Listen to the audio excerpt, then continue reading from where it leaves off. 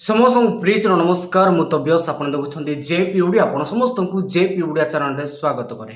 प्रिय माने आज ए वीडियो रे आमे जानिबा ओकिलाती पड़िथिबा जने ब्राह्मण कि प्रकार प्रभु जीशु ख्रीष्ट को जानुछंती आउ आज से प्रभु जीशु ख्रीष्ट वाक्य प्रचार करूछंती। आज से अंधभक्त माने जो माने ख्रीस्टियन मान को विरोध करूछंती टंका चाउल पई ख्रीस्टियन होछंती बोली कहउछंती से माने मध्य आज ए वीडियो देखिला परे जानि परिबे। तेबे चलंतु आज वीडियो को आम स्टार्ट करिया। आगुरु गोटे श्लोक बाहरी पड़ला परित्राणायं साधुनां विनाशायं पापिनां धर्म संस्थापनार्थायं संभवानि जुगे जुगे। साधु मान को मुक्ति करबा पाई पापी मान को मार देबा पाई बोली अन्य माने कहले जीशुंकर आगमन कोन जानिछ ना परित्राणायं पापिनां पापी मान को उद्धार करबा पाई पाप को मार देबा पाई पाप को जीशुंकर आगमन हला विश्व ब्रह्मांड रे जेतेबेले पाप परिपूर्ण हे गला जेतेबेले पाप परिपूर्ण हे गला मनुष्य कुकर्म दुर्नीति कुक्रिया भरी रही गला परमात्मा देखिले मते जीवाकू पड़िबो गोटे सुंदर कथा कहूची ए मन परिवर्तन घटी दिबा घटना माथुल की सुसमाचार 4 अध्याय 17 पदे अछि मन परिवर्तन कर जीशु फर्स्ट प्रचार कले जीशुंकर प्रथम प्रचार आज भूलिबेनी प्रथम प्रचार हैला मन परिवर्तन कर कारण स्वर्ग राज्य सनिकट। Praise the Lord. आसंतु जीशुंकर वाक्य को मझि मझि गोटे ताली मारतुआर अछि खाली मु कहले नाही आपण माने अन्य आड़े मनस्क हवा नहीं। आज प्रभु 12टा पर आम सुस्थता प्रार्थना रखा समस्त सुस्थ करेंगे खाइला परे आम सुस्थता प्रार्थना रखा समस्ते समस्त अनुदान धरी आसो प्रार्थना करवा। Praise the Lord. यीशु कहले जे मन परिवर्तन कर। थरे मो स्त्री को गोटे कथा रागी जाइछु हेले देख जी रागी जीव आम समस्ते तुम मैंने झील मैंने हो माँ मैंने हो रागी गले नाक पुड़ा आप डाउन हो ओठ थरुथु मुह लाल पड़ जाइले मु कौन गोटे चिड़े देली मुझे चिड़ेवा लोक से आज्ञा जानते मुझे चिड़े देवा लोक मो स्त्री टी चिड़ी गला पूरा फंफ फंफ है आमर दर्पणटा अच्छी मुझे धरिकी हाथटा धरिकी दर्पण पाक नेली बोली देख तुम केते सुंदर दुस कहला परिवर्तन हो गला मन परिवर्तन कर। ए वाक्य सब का पाई जानिछ ना समस्त कोन भाबुचंदी एफिसियो मंडली की एक तो पाउलो कहले करंथियो को कहले चोर को कहले ताकू कहले नाई गो मां नाई गो भाई ए सब आम मान को पाई व्रत मेरे समस्त भाविबा मो पाई मो स्त्री पाई मो कुटुंब पाई परिवार पाई। प्रभु कहउचंदी मन परिवर्तन कर।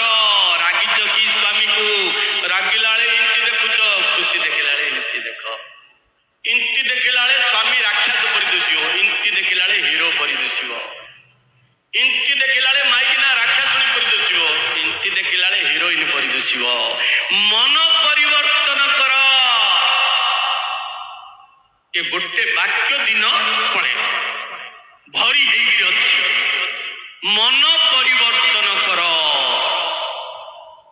कौन हला थरे मु आपण मान को जहा कहूची क्वाडर स्टोरी ना कहानी ना मो जीवन रे मु कोडी जाकी पाठ पढ़ी कोई स्कूल रे कॉलेज रे पाठ पढ़नी बाइबल पाठ पढ़नी मामूल जगतर पाठ पढ़ी बीएमए सरे देली ओकिलाती पढ़ी बोली गली जॉइन हो गली आड़े मास्टर ट्रेनिंग सरे देली मात्र प्रभु मते डाकी राज्य मु जहा देखी जहा अनुभव करुची कौन हला शुण मजा कथा थरे एक्समास रे हमर रायगड़ा पारिश पृष्टि कहले सेवियर तटंगरा बोली जने थिले से कहले केरली फादर जने बढ़िया काम लोक कहले त्रिपाठी साहब ए वर्ष एक्समास रे जेल को आमे सुसमाचार कहबा को जिबा की मोली जिबा मु डेट खाली दिले मंडल आज्ञा कहबे आज्ञा हमको दिन के डेट गोटे दिन का नहीं रात्रि कहले काली के आइबो की बोली बडुआरे पड़ी बोली काली की कुआडे जिबार थिला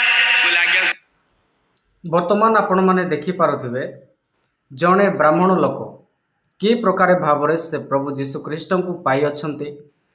ଆଉ ସେ ମୂର୍ଖ ନୁହନ୍ତି, ସେ ଓକିଲାତି ପାଠ ପଢ଼ିଛନ୍ତି। ଆଉ ସେ ଜଣେ ବ୍ରାହ୍ମଣ, ଆଉ ସେ ପ୍ରଭୁ ଯୀଶୁ ଖ୍ରୀଷ୍ଟଙ୍କୁ ସେ ପାଇଛନ୍ତି। ଆଜି ସେ ନିଜର ସମ୍ପୂର୍ଣ୍ଣ ପରିବାର, ନିଜ ଜୀବନକୁ ସେ ପ୍ରଭୁଙ୍କ ପାଇଁ ସମର୍ପିତ କଲେ ଏବଂ ସେ ପ୍ରଭୁଙ୍କର ସେବା କାର୍ଯ୍ୟ କରୁଅଛନ୍ତି।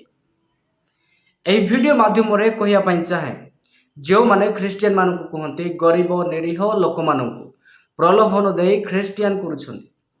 ଭାଇ ଶୁଣ ଗୋଟେ କଥା, କୌଣସି ବ୍ୟକ୍ତି କୌଣସି ଧର୍ମ କେବେ ମଧ୍ୟ କାହାକୁ ପ୍ରଲୋଭିତ କରି ତାଙ୍କ ଧର୍ମକୁ ନିଏ ନାହିଁ।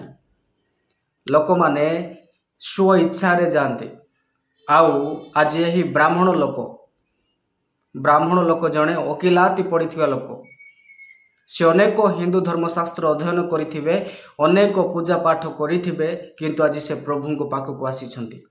କାରଣ ସେ ଜାଣିଲେ ସତ୍ୟ ଓ ଜୀବନ୍ତ ପରମେଶ୍ୱର କେବଳ ପ୍ରଭୁ ଯୀଶୁ ଖ୍ରୀଷ୍ଟ। ଯେତେବେଳେ ଆପଣ ଭାବିବେ ମୋ ଧର୍ମ ମୋ ପାଇଁ ବଡ଼ ବୋଲି, ସେତେବେଳେ ଆପଣ ଭୁଲରେ ପଡ଼ିଯିବେ। ଯେତେବେଳେ ଆପଣ ଭାବିବେ ଯେ ସତ୍ୟ ପରମେଶ୍ୱର କିଏ ତାହାର ଅନୁସନ୍ଧାନ କରିବେ, ତେବେ ନିଶ୍ଚିନ୍ତ ଭାବରେ ଆପଣ ସେହି ସତ୍ୟ ପରମେଶ୍ୱରଙ୍କୁ ପାଇବେ। ଯଦି ଆପଣଙ୍କୁ ଲାଗୁଛି ମୁଁ ଯାହାକୁ ମାନୁଛି ତାହା ହିଁ ଠିକ୍ ବୋଲି ମନରେ ବିଚାର କରିଛନ୍ତି, ଆଉ ଯଦି ଆପଣ ସତ୍ୟ ଖୋଜିବା ପାଇଁ କିମ୍ବା ତାହାଙ୍କ ବିଷୟରେ ଜାଣିବା ପାଇଁ ଚେଷ୍ଟା କରିନାହାନ୍ତି, ସେ ପର୍ଯ୍ୟନ୍ତ ସତ୍ୟ ପ୍ରଭୁକୁ ପାଇପାରିବେ ନାହିଁ। ତେଣୁ ଆପଣଙ୍କୁ ମୁଁ କହିବା ପାଇଁ ଚାହେଁ, ସତ୍ୟ ପରମେଶ୍ୱରଙ୍କୁ ଜାଣିବା ପାଇଁ ଥରେ ବାଇବଲ ପଢ଼ନ୍ତୁ। ବାଇବଲ ଜୀବିତ ଈଶ୍ୱରଙ୍କର ବାକ୍ୟ। ଆଉ ପୃଥିବୀରେ ଥିବା ସମୟରେ ଆମେ କି ପ୍ରକାର ବଞ୍ଚିବା, ପ୍ରଭୁଙ୍କର ବାଣୀ ମନୁଷ୍ୟ ପାଇଁ କ'ଣ ଅଟେ, ପରିତ୍ରାଣ କେମିତି ପାଇବେ, ତାହା ବାଇବଲରେ ଲେଖାଯାଇଅଛି। ତେଣୁ ସମସ୍ତଙ୍କୁ ୱେଲକମ୍ କରିବା ପାଇଁ ଚାହେଁ, ଆପଣ ସମସ୍ତେ ଆସନ୍ତୁ, ପବିତ୍ର ଶାସ୍ତ୍ର ବାଇବଲକୁ ପଢ଼ନ୍ତୁ ଆଉ ଅନନ୍ତ ଜୀବନର ଭାଗିଦାର ହୁଅନ୍ତୁ। ଏହି ଭିଡ଼ିଓ ବିଶେଷ କରି ବହୁତ ଲୋକମାନଙ୍କୁ ସେୟାର କରନ୍ତୁ, ଆଉ ଲୋକମାନେ ମଧ୍ୟ ଜାଣନ୍ତୁ ଯେ ଜୀବନ୍ତ ପରମେଶ୍ୱର କେବଳ ଯୀଶୁ ଖ୍ରୀଷ୍ଟ ଅଟନ୍ତି। ତେବେ ଆପଣମାନେ ଭିଡ଼ିଓ ସମ୍ପର୍କରେ କ'ଣ କହିବେ, ଆପଣଙ୍କର ମତାମତ ନିଶ୍ଚିନ୍ତ ଲେଖି ଜଣାଇବେ। ପୁଣି ଦେଖାଇବା ଆଗାମୀ ଭିଡ଼ିଓରେ। ଆପଣ ସମସ୍ତଙ୍କୁ ପ୍ରେଜ୍ ଦ ଲର୍ଡ, ଗଡ୍ ବ୍ଲେସ୍ ୟୁ।